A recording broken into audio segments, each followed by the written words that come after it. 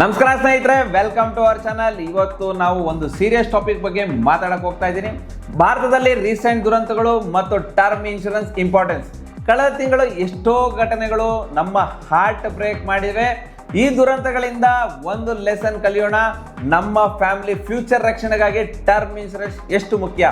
ಕೋಲ್ಕತ್ತಾದ ರಿಚಲ್ ಹೋಟೆಲ್ನಲ್ಲಿ ಏಪ್ರಿಲ್ 29, 2025 ಬೆಂಕಿ ತಗಲಿತ್ತು. 14 ಮಂದಿ ಸಾವನ್ನಪ್ಪಿದ್ದಾರೆ. ಇದರಲ್ಲಿ 2 ಮಕ್ಕಳು ಕೂಡ ಇದ್ದಾರೆ. ಗೋವಾದ ಶಿಂಗೋ ವಿಲೇಜ್ನ ಶ್ರೀ ಲೈರೈ ದೇವಿ ಟೆಂಪಲ್ನಲ್ಲಿ ಮೇ 3, 2025 ಜನಾರ್ಭಟದಿಂದ ಸ್ಟ್ಯಾಂಪೇಡ್ ಆಗಿ 7 ಜನ ಮೃತಪಟ್ಟಿದ್ದರು. 80ಕ್ಕೂ ಹೆಚ್ಚು ಜನ ಇಂಜೂರ್ ಆಗಿದ್ದಾರೆ.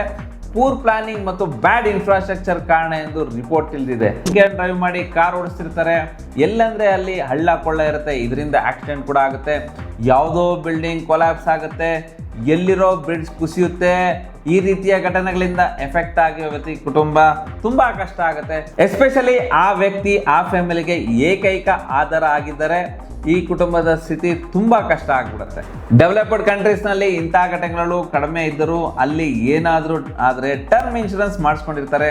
ಸೊ ಏನಾದರೂ ಟ್ರಾಜಿಡಿ ಆದರೆ ಆ ಫ್ಯಾಮಿಲಿಗೆ ಫೈನಾನ್ಷಿಯಲ್ ಸೆಕ್ಯೂರಿಟಿ ಇರುತ್ತೆ.